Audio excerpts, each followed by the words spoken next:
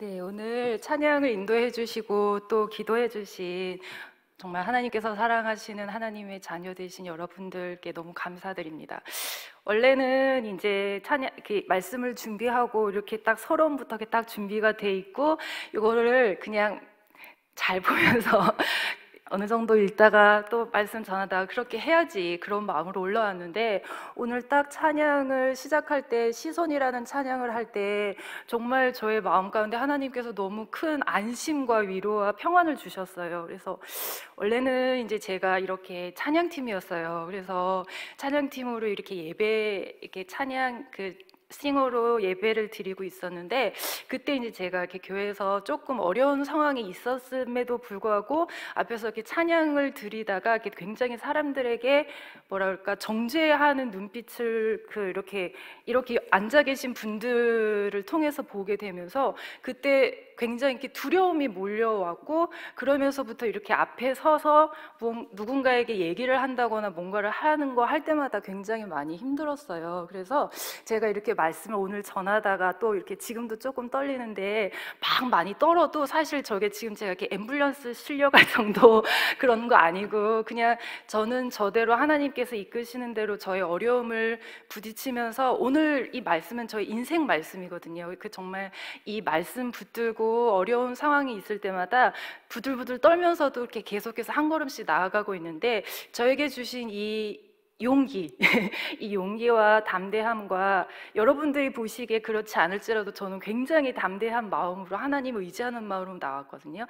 그런 것들이 저를 통해서 저에게 주신 하나님의 은혜가 여러분들 한 분 한 분에게 모두 흘러가기를 간절히 축복합니다.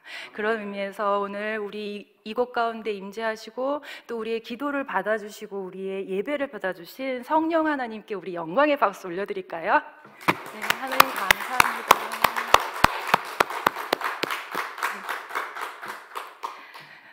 네, 이제 만약에 여러분들이 그 백지를 한 장 모두, 원래는 이렇게 다 백지를 한 장씩 나눠드리고 싶었는데, 만약에 백지를 한 장 받으셨다라고 생각을 해보시고, 제가 여기에서 지금 여러분들 지금 그 백지 위에 여러분들이 쓰고 싶은 것을 아무거나 한번 써보세요 라고 말씀드린다면, 이 하얀 종이, 이 백지를 놓고 여기에 무엇을 써야 할까 굉장히 막막하실 거예요. 당황스럽기도 하고. 그런데 그 백지가 아니라 그 백지에 제가 질문을 적어 드린다면, 아마도 그 질문이 아주 어려운 질문이 아니라면 아마도 그 질문들에 대답을 하실 수 있을 텐데, 제가 한번 여러분들에게 그 백지가 아니라 이렇게 A4 용지에다가 질문 3개를 적어서 드렸다고 생각을 하고, 여러분들께서 그 종이를 받으셨다고 생각을 하면서 한번 그 질문에 마음으로 대답을 해보세요. 첫 번째 질문은, 여러분들 지금 행복하십니까? 라는 질문이에요. 이 질문에 대해서 여러분들이 뭐라 쓸 수 있으실 거예요. 그 다음에 두 번째 질문은, 여러분들 지금 기쁘십니까? 라는 질문이에요. 이 질문에 대해서도 여러분들이 뭐라 쓰실 수 있을 거예요. 근데 아마도 여러분들 행복하세요? 여러분들 기쁘세요? 라고 제가 이렇게 여쭤봤을 때, 네, 아니면 아니요 라고 단답식으로 답할 수도 있을 것 같아요. 그런데 만약에 제가 세 번째 질문으로, 여러분들의 인생에서, 여러분들의 삶 속에서 가장 기뻤던 때가 언제였어요? 라고 물어본다면, 아마도 이 질문에 대해서는 네, 아니요가 아니라, 내가 가장 기뻤던 순간을 잠시 떠올려 보면서 이렇게 문장 몇 문장 정도로 쓰실 수 있을 거예요. 저도 만약에 이 질문을 저에게 한다면, 언제 가장 기뻤냐, 언제가 가장 기쁜 순간이었냐고 물어보신다면, 저는 단연코 하나님을 만났던 순간이라고 대답할 수 있어요. 왜냐하면 저는 많은 분들처럼 이렇게 모태신앙이 아니고 30살에 하나님을 만나게 되었거든요. 제가 하나님을 만난 게 아니라 30살에 하나님께서 저를 만나 주셨는데, 하나님을 만나기 이전의 삶과 하나님을 만난 이후의 삶, 그 기점이 바로 30세였는데, 그 시간이 정말 BC와 AD처럼 저는 명확하게 구분이 되었고, 그렇게 하나님께서 만나주신 그 순간 정말 저는 정말 새로운 삶을 살게 되었어요. 29살까지는 저는 굉장히 이렇게 뭔가 이렇게 진리를 굉장히 갈망하는 사람이었고, 막 책을 읽어서 답을 얻고 싶어 하는 그런 갈망들이 굉장히 컸었는데, 아무리 책을 읽어도 책을 읽고 한 번은 이제 한 달에 100만 원어치의 책을 사서 읽은 적도 있었거든요. 그럴 만큼 뭔가 인생에서 해답을 찾고 싶었는데, 이 책을 읽어도 저 책을 읽어도 읽기는 읽는데 이 책 안에서 제가 원하는, 제가 찾고 싶은 답을 찾을 수가 없었어요. 그렇게 29살까지 정말 마음의 고통이 굉장히 심했었어요. 그러니까 이 마음에 끊어지지 않는 그 질문들 속에서 답을 찾지 못하고 앞으로 어디로 나아가야 할지, 무엇을 해야 할지를 알지 못하는 순간에서 굉장히 힘들어하다가 딱 하나님께서 만나주신 순간, 그때서야 제 안에 여러 가지 얽혀있던 그 질문들에 대한 해답들을 발견했는데, 그 해답은 구체적인 그 어떤 답이 문장으로 주어진 게 아니라, 모든 삶에 있어서의 모든 문제의 해답이 하나님이시구나, 그리고 하나님께 해답이 있구나라는 거를 딱 알게 되는 순간 굉장히 저의 삶 가운데 평안이 몰려왔었거든요. 이렇게 이제 이런 질문들을 가지고 그리고 하나님 앞에 나아갔을 때, 하나님이 저의 해답이 되어 주신다는 그 단 한 가지 사실만으로도, 사람들이 이렇게 다들 앉아서 예배할 때 혼자서 일어나서 예배하는 게 창피해지지가 않은 거예요. 왜냐하면 오늘 지금 하는 이 예배가 저의 삶에서 마지막 예배가 될 수도 있는데, 사람들 눈치 보다가 예배하지 못하면 정말 너무 억울할 것 같아요. 그렇게 눈치 보다가 예배도 제대로 못하고 그러다가 만약에 집에 가다가 교통사고를 당할 수도 있잖아요. 그렇게 해서 하나님께 가게 되면 너무너무 속상할 것 같아서, 정말 저는 매 순간순간마다 그 순간의 예배가 마지막 예배라는 마음으로 예배를 드리고 있는데, 오늘 이 예배에 대한 것을 함께 나누고자 해요. 그래서 하박국을 통해서, 저는 예언자 하박국인데 저는 그 하박국 앞에 다른 호칭을 붙였습니다. 예언자 하박국이 아니라 오늘 예배자 하박국에 대한 말씀을 함께 나눠보겠습니다. 이 하박국은 지금으로부터 2600년 전에 남유다에서 활동하던 예언자 선지자였어요. 그가 활동하던 그 시기는 이미 북이스라엘이 아수르에게 멸망당하고 이제 남유다가 바벨론에게 멸망당하기 전, 그 어느 시점으로 이제 말씀을 읽을 때 예상할 수 있는데요.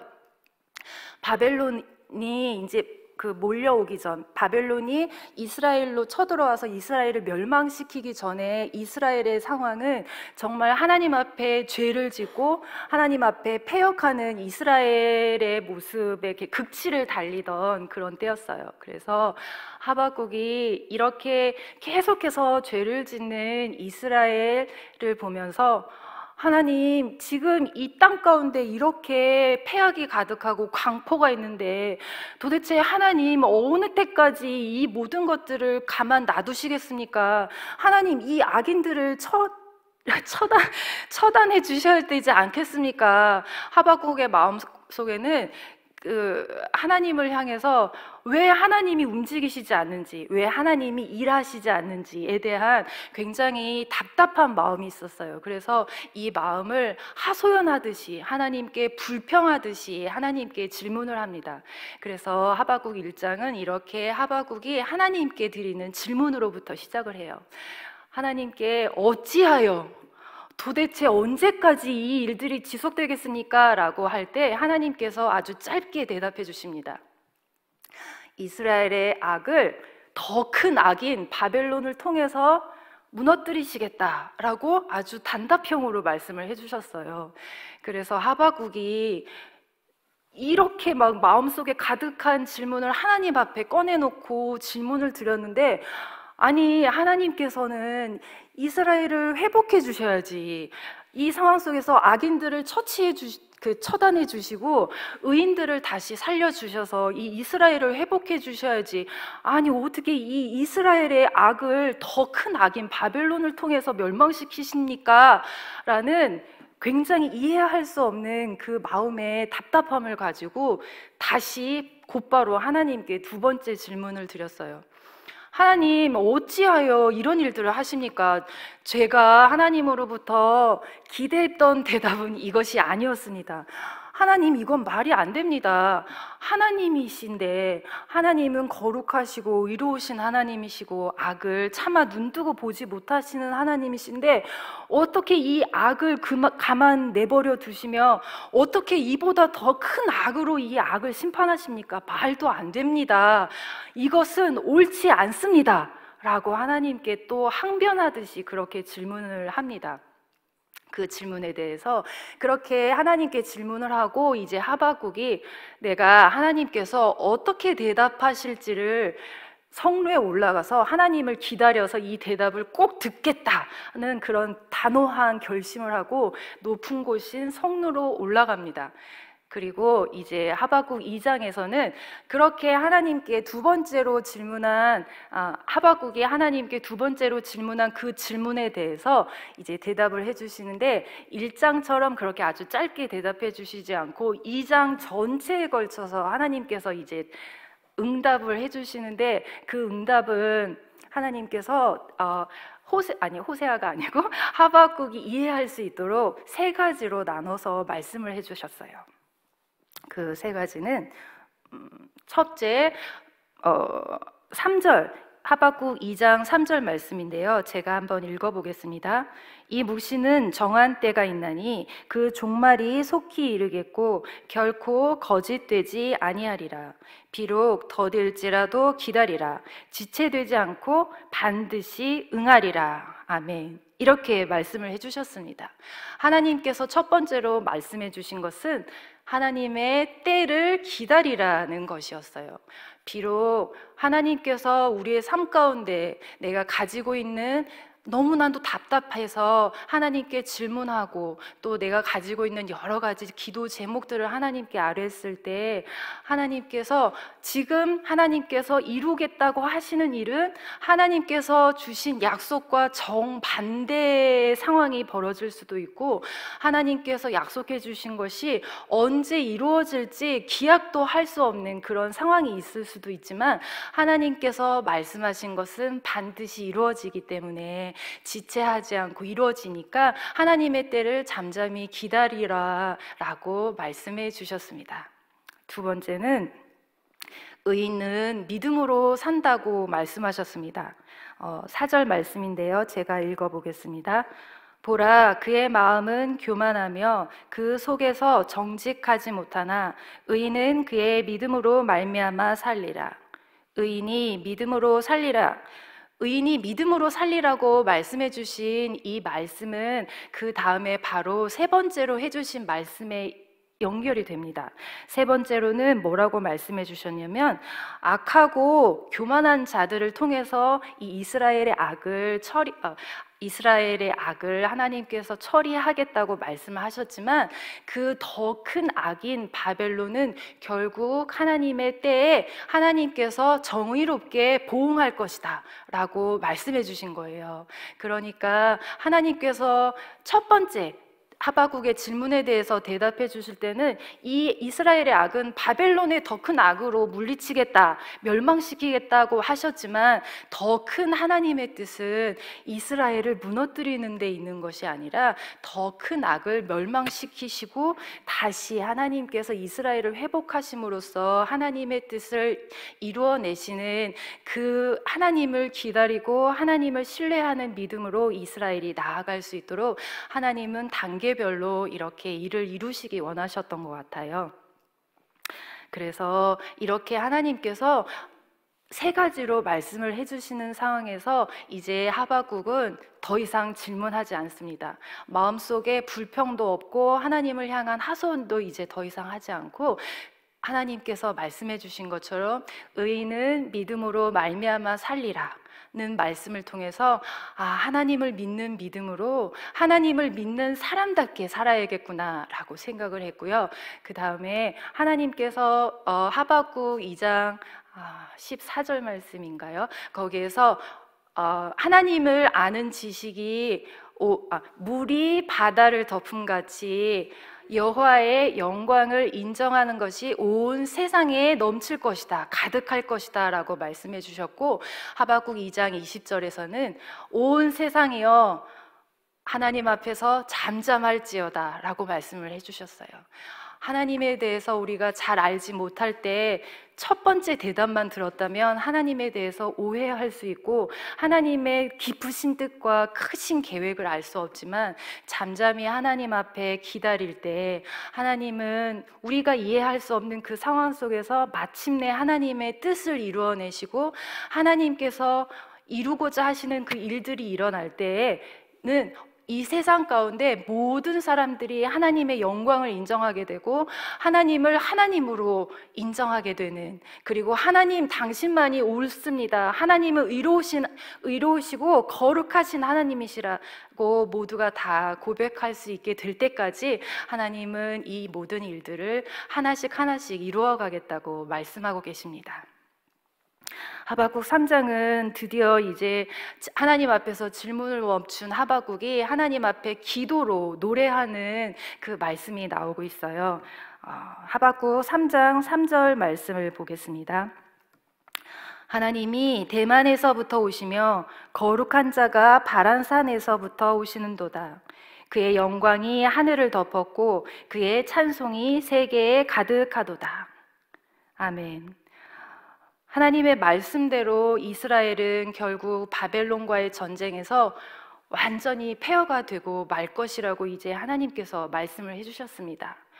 그래서 우리가 오늘 읽은 17절 말씀에 보면 밭에는, 나무에는 열매들이 맺히지 않고 밭에는 소출이 없고 외양간과 그리고 가축들, 외양간에는 소가 없어서 가축들도 없는 그런 상황 속에서 이제 하박국의 진정한 믿음의 고백이 나오게 되는데요.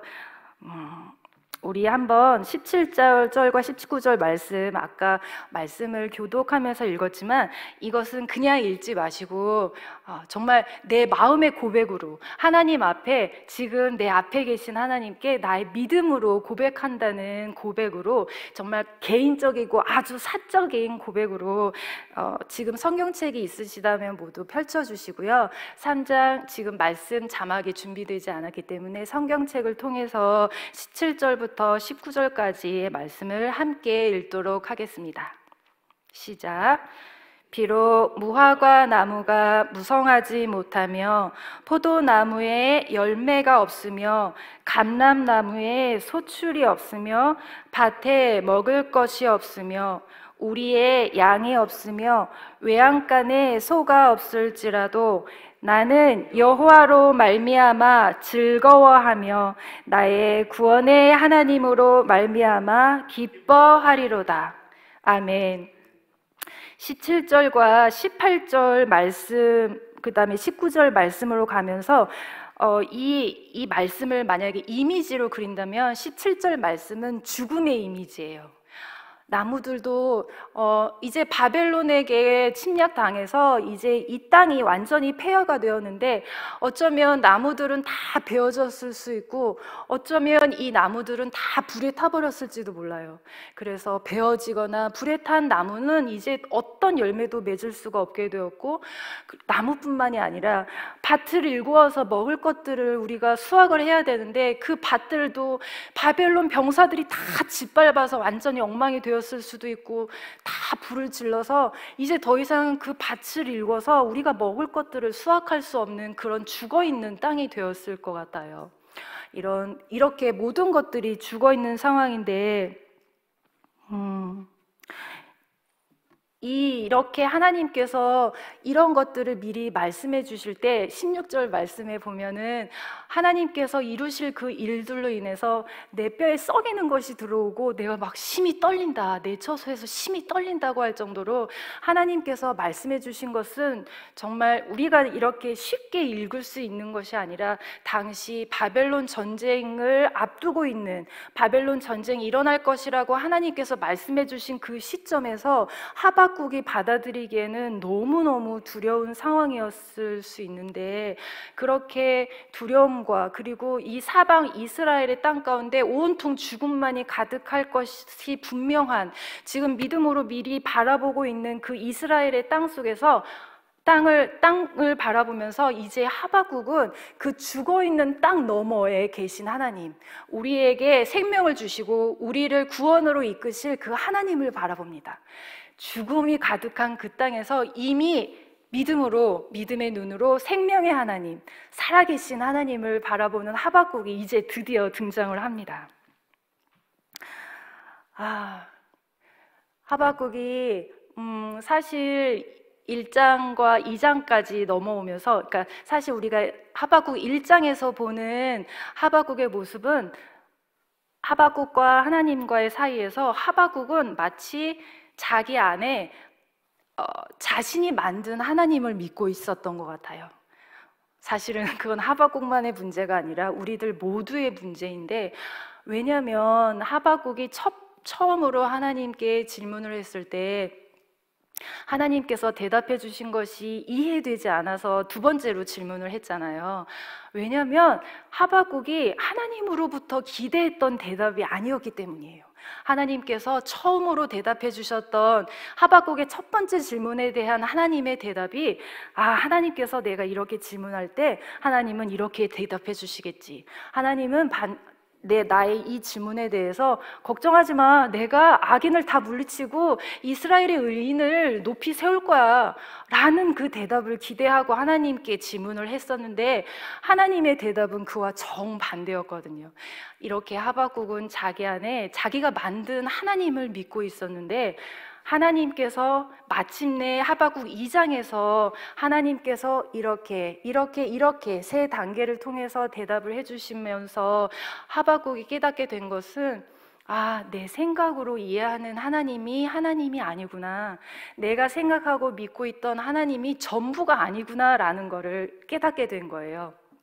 그래서 이제 하박국은 자기 안에 자기가 만들어 놓은 하나님에 대한 틀을 이제 깨어 부수고, 이제 그 마음속에서 자기가 하나님을 이 틀 안에 가두어 두고 있었다면 이제 이 틀을 깨어 부수고 이 틀을 훌쩍 넘어서 하나님을 향한 믿음의 고백을 하는 것이 바로 3장 18절과 19절의 말씀입니다.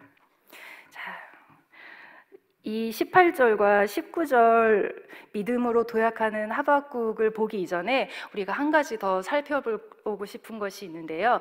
혹시 지금이 교회력으로 어떤 절기인지 알고 계신 분 계신가요? 네, 지금은 기쁨의 50일이라는, 사실은 약간 생소할 수도 있는 그런 절기예요. 기쁨의 50일은 어떤 절기냐면 예수님께서 부활하신 부활주일로부터 성령님이 임하시는 그 성령 강림 주일까지 50일이잖아요. 그 50일까지의 기간을 기쁨의 50일이라고 하는 거예요. 그래서 초대교회는 예수님께서 부활하신 이후부터 50일 동안 성령님의 오심을 기다리면서 이 기쁨의 절기를 정말 축제의 마음으로 보냈어요. 근데 우리가 잘 아는 것처럼 초대교회는 이렇게 축제의 마음으로 날마다 믿음 생활을 할 수 있는 그런 상황이 아니었다는 거 모두 다 아시죠? 그 300 몇 년이었죠? 그 300 몇 년, 330년인지 그때 그 기독교가 공인되기 이전까지는 기독교인들은 로마인들로부터 차별과 핍박, 그리고 온갖 고난을 당했고, 그 다음에 예수님을 믿는 기독교인이라는 그 단 하나의 이유만으로도 죽임을 당할 수도 있는 그런 상황이었거든요. 그럼에도 불구하고 이들은 예수님께서 부활하시고 그 다음에 하늘로 올라가셔서 성령님께서 오시기까지의 그 날들을 정말 당장 오늘 이렇게 함께 모여서 비밀스럽게 예배하다가 당장 이렇게 예배하고 집으로 돌아가는 길에 잡혀서 죽임을 당할 수도 있는 그런 상황에서 일지라도 이들은 그렇게 이 기쁨의 50일을 축제의 마음으로 보냈거든요. 근데 이 기쁨의 50일 절기가 굉장히 많이 약해지고 있고, 이 부활주일 4월 4일에 지났는데 부활주일이 또 언제 이렇게 지나냐라는 마음으로 예수님의 부활에 대해서 별 생각 없이 아주 무덤덤하게 매년 그냥 보내는, 그렇게 매너리즘에 빠진 듯한 그런 모습으로 부활주일을 보냈고, 그 다음에 또 성령 간임 주일까지 아무 생각 없이 그렇게 보내지는 않는지, 사실은 저도 그렇습니다. 그리고 그래서 사실 말씀을 준비하면서 이 기쁨의 50일, 우리 창조 하나님께서 사랑하신 이 창조 교회에 정말 하나님 성령님께서 오시기까지 우리 정말 예수님의 부활을 기뻐하는 그런 기쁨의 마음, 그런 축제의 마음이 우리 안에 다시 살아나기를 그렇게 소망해 봅니다. 예수님께서 이제 부활하신 다음에 성령님께서 오시기까지의 그 말씀이 바로 사도행전 1장에 나오는데, 예수님께서 제자들에게 40일 동안 나타나셔서 하나님 나라의 일을 가르치신 후에 하늘로 올라가셨고, 예수님께서 이제 승천하신 이후에 제자들이 예수님께서 말씀해 주신 대로 예루살렘을 떠나지 않고 간절히 기도했어요. 성령님이 언제 오실지는 모르지만 간절히 기도했는데, 오래 기도하지 않고 한 10일 기도하니까, 딱 10일 기도하니까 성령님께서 임재하셨어요. 성령님께서 임재하셔서 이제 이렇게 예수님의 죽음으로부터 예수님이 다시 살아나시고, 그 다음에 살아나신 예수님이 하늘로 올라가셔서 약속하신 대로 성령님을 보내주신 이 모든 일들을 통해서 이 기쁨의 50일 동안 우리가 생각해야 할 것은, 슬픔을 기쁨으로 바꾸시고, 그다음에 어둠을 빛으로 바꾸시고, 죽음을 생명으로 바꾸시는 그 하나님, 예수님, 성령님을 깊이 생각하고 묵상하는 시간이 되기를 바랍니다. 네. 원래는 제가 여러분들에게 이렇게 슬라이드로 그 사진 한 장을 보여드리려고 했는데, 그 사진이 조금 약간 화질이 좋지 않을 것 같아서, 이렇게 눈으로 보는 사진보다는 마음의 눈으로 여러분들이 직접 그것들을 상상해 보면 더 좋을 것 같아서 사진은 따로 준비하지 않았고요. 제가 그 사진의 이미지를 한번 묘사를 해드릴 테니까, 한번 우리 마음의 마음판이, 그림판이 있거든요. 한번 이 그림판에 제가 말씀드리는 그 묘사를 들으시고 한번 각자 그림을 그려보세요. 네, 사슴이 있습니다. 사슴이 있고요. 그 다음에 그 사슴 앞에는 굉장히 높은 벽이 있어요. 높은 벽이 있고, 그 다음에 이 높은 벽 너머로는 사슴이 굉장히 소망하고 바라는 무언가가 있어요. 근데 이 사슴이 세 종류의 사슴이 있겠죠. 아마도 이제 지금 묘사는 굉장히 짧습니다. 이게 전부인데요. 이거에 대해서 직접 그려보실 것은 무엇이냐면, 세 가지 종류, 세 모습의 사슴이 있는데, 첫 번째는 저 높은 벽을 어떻게 넘지? 난 저 못 넘어. 그냥 여기 저 앞에 뭐가 있는지 모르겠지만 좋은 것이긴 하겠지만 나 그냥 여기 있을래. 난 못 넘어 라는 사슴이 한 마리가 있고요. 두 번째 사슴은 넘어가고 싶어요. 이 높은 벽을 넘어가고 싶은데 이거 내 힘으로는 도저히 넘을 수 없는 벽이에요. 넘으려고 시도하다가 어디 다리라도 부러지거나 아니면 목이 부러지거나 정말 큰 부상을 당할 수도 있는 상황이 될 수 있는 상황인 거예요. 그래서 이 두 번째 사슴은 망설입니다. 높은 벽을 뛰어넘지 못하고 거기에서 가고는 싶다가 멈추고 가려다가 멈추는 그 사슴이에요. 그 다음에 세 번째 사슴은 주 여호와는 나의 힘이시라, 나의 힘이 되시는 하나님을 의지하면서 분명합니다. 내 힘으로는 이 높은 벽을 뛰어넘을 수 없는 게 너무나도 분명해요. 하지만 만약에 이 벽 너머에 있는 것이 하나님께서 주신 소망이라면, 그리고 지금 나와 함께 하시는 하나님이 계시다면, 나는 하나님을 나의 힘으로 삼아서 뛰어넘을 수 있다는 믿음으로 한번 훌쩍 뛰어넘어 보는 거예요. 자, 우리 이렇게 지금 말씀을 듣고 계신 여러분 중에는 첫 번째 사슴이야. 나는 두 번째 사슴이야. 나 한번 해보고 싶어. 나 뛰어넘어 보고 싶어 하는 세 번째 사슴의 고백으로 이렇게 마음에 그림을 그리신 분들이 계실 텐데요. 저는 솔직히 두 번째 사슴입니다. 그렇지만 지금 굉장히 하나님께서 이렇게 말씀을 전할 때 저 지금 안 떨고 있잖아요. 처음엔 굉장히 떨었는데 정말 믿음으로 하나님 찬양하고, 이 자리가 사실은 저에게 제가 제 힘으로는 넘을 수 없는 높은 벽이었거든요. 여기 이렇게 올라오면서 어쩌나 이 큰일 났다 그런 마음으로 넘어왔는데, 이제 지금 하나님과 함께 이 한번 이렇게 딱 점프하는 그 순간인 것 같아요. 지금 이 순간이. 그래서 아직 확 넘어서지는 않았지만 두려워서 못하겠다는 그 망설이는 게 저의 모습이었다면, 이곳에 이렇게 한 걸음 한 걸음 사슴의 발로 올라오면서 이제 이 높은 벽이 있다 할지라도 하나님이 계시다면 할 수 있다. 내가 내 힘으로 하는 게 아니라 하나님께서 함께 하신다는 그 믿음의 고백으로 지금 이렇게 휙 넘어가려고 하는 그 찰나인 것 같아요. 사실 제가 여러분들에게 보여드리고 싶었던 그 그림이 언젠가 이렇게 개인적으로 혹시라도 이렇게 교제하게 된다면 꼭 보여드리고 싶은데, 그 사슴이 바로 앞에 있는 장애물을 이렇게 뛰어넘으려고 하는 그 순간을 포착한 사진이거든요. 근데 이 사슴의 다리가 굉장히 얇고 그 장애물보다 한 1cm가량 떠 있어요. 그래서 자칫 잘못하면 그 장애물에 걸려서 완전히 다리가 똑 부러질 것처럼 보이는 그런 상황인데, 여기에서 중요한 것은 이 사슴의 다리가 이 장애물로부터 몇 cm 위에 떠 있냐, 지금 넘어가려고 하느냐 아니냐가 중요한 게 아니라, 이 사슴이 진짜 그 큰 눈망울을 크게 뜨고 저 앞을 바라보면서 뛰는 거예요.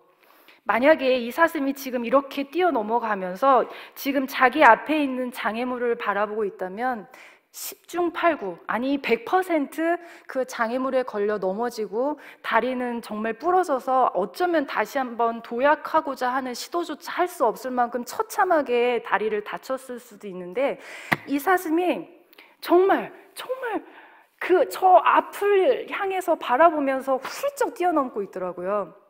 그러면서 이 사진을 통해서 하나님께서 저에게 주신 메시지는 무엇이었냐면, 우리 모두의 삶에는 각자가 뛰어넘을 수 없는, 내 힘으로는 뛰어넘을 수 없는 그 장애물들이 모두 다 있잖아요. 겉으로는 웃고 있고 나는 그런 거 없어 라고 하실 수도 있지만 모두 다 있거든요.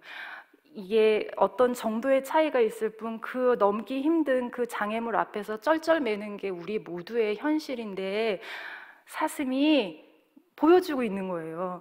지금 너의 앞에 있는 장애물이 무엇인지 보려고 하지 말고, 그 장애물이 얼마나 높은지, 얼마나 딱딱하고 얼마나 거친지, 이것을 넘어가려고 하다가 못 넘어갔을 때를 상상하지 말고, 지금 넘어가게 하시는 하나님을 기대하고, 그리고 이미 저 앞에서 나를 기다리고 계신 하나님을 믿음으로 바라보고 뛰어넘을 때 이 장애물, 아니면 우리에게 고난처럼 다가온 여러 가지 현실들을 뛰어넘을 수 있다는 그런, 정말 하나님께서 주시는 메시지가 이 사진을 통해서 하나님께서 주시는 거였거든요. 그래서 이게 저의 마음 가운데 굉장히 선명하게 각인이 돼 있고, 그래서 이 선명하게 각인된 게 그냥 지금 제가 간절히 바라는 건 그냥 이렇게 말로 듣고 끝나는 게 아니라, 우리 사랑하는 성도 여러분들의 삶 속에서 앞에 부딪혀 있는 여러 가지 삶의 현실과 벽들에서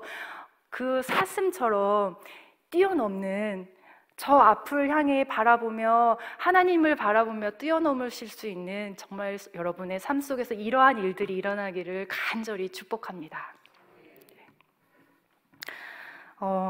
제가 또 이 사슴 사진을 보면서 한 가지 하나님께서 깨닫게 해주셨던 명언이 하나 있는데요. 그 명언은, 두 사람이 같은 창을 통해서 밖을 내다보고 있는데, 한 사람은 이 창을 통해서 진흙탕과 같은 이 땅을 바라보고 있고요.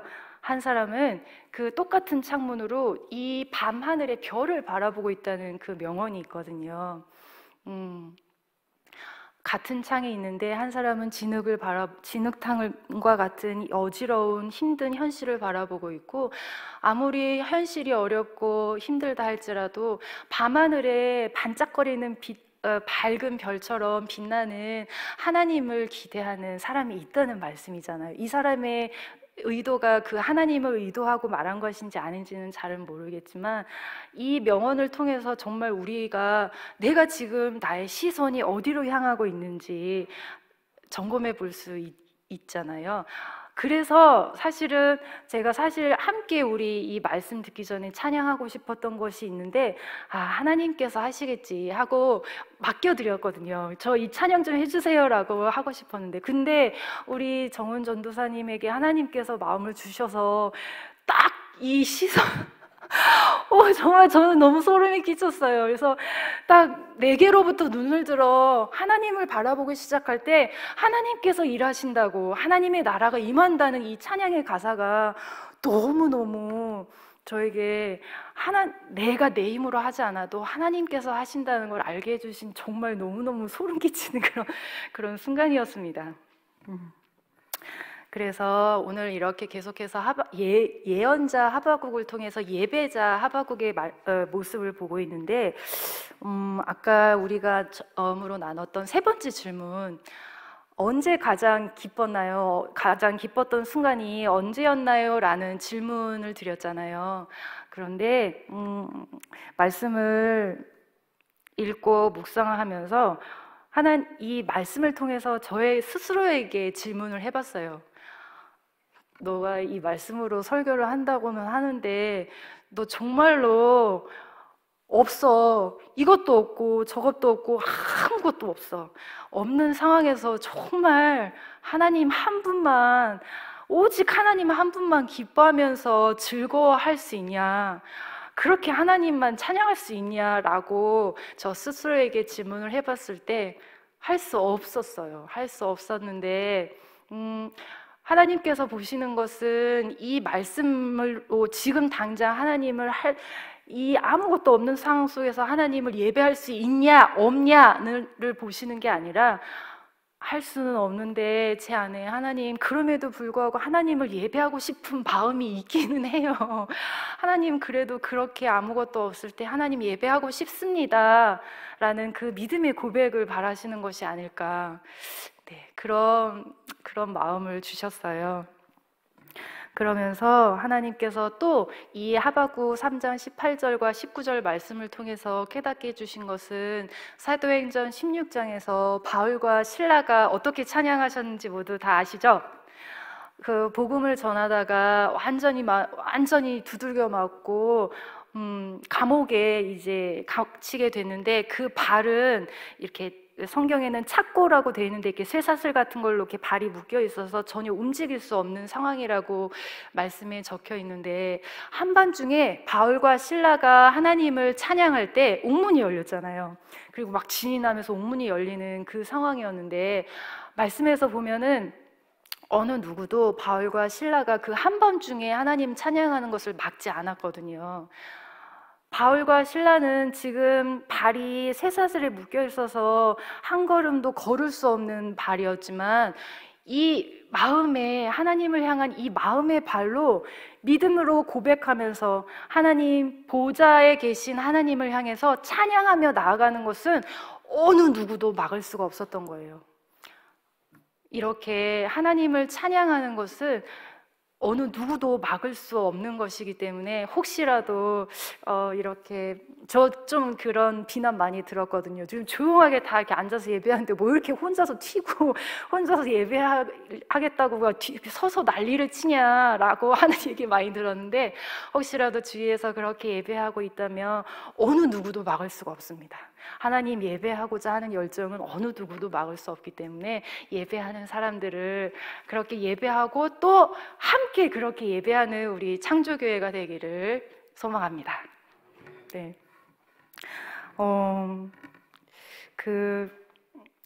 좀 길어진 것 같아서 조금 넘어가겠습니다. 그 C.S. 루이스가 고통에 대해서 이야기한 것을 함께 나누고 함께 말씀을 마무리하고자 하는데요. C.S. 루이스가 고통에 대해서 뭐라고 했냐면, 네, 잘 들어보세요. 고통은 고집스럽게 우리의 주목을 요구합니다. 하나님은 쾌락 속에서 우리에게 속삭이시고 양심 속에서 말씀하시며 고통 속에서 소리치십니다. 고통은 귀먹은 세상을 향해 외치는 하나님의 메가폰입니다. 아멘.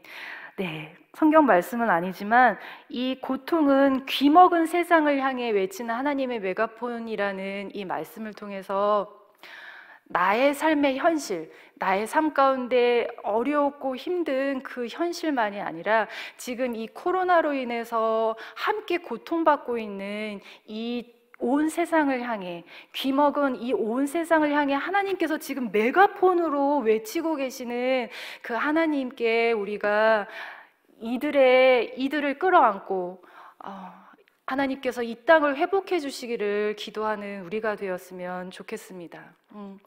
그래서 지금 있는 자리에서 나의 삶 가운데 어렵고 힘든 그 문제를 통해서 하나님께서 회복하심을 우리가 기대하는 것만큼 이 온 땅, 함께 아파하는 이 온 땅을 향해서 우리가 하나님의 마음으로 기도하고 또 하박국처럼 민족의 문제를 가지고 하나님께 나아갔던 것처럼 우리도 이 온 세상의 문제를 가지고 하나님께 나아가면서 믿음으로 선포합시다.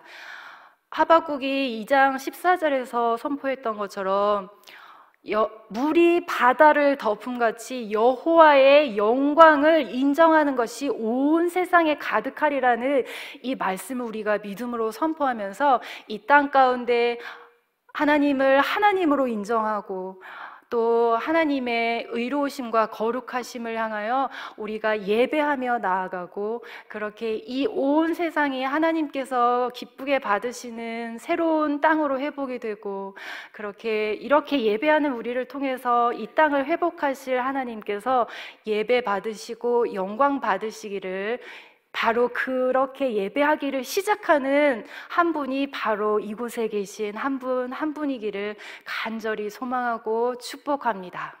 감사합니다. 제가 네, 우리 함께 기도했으면 좋겠습니다. 먼저는 우리 삶 가운데 어렵고 힘든 일들이 있습니다.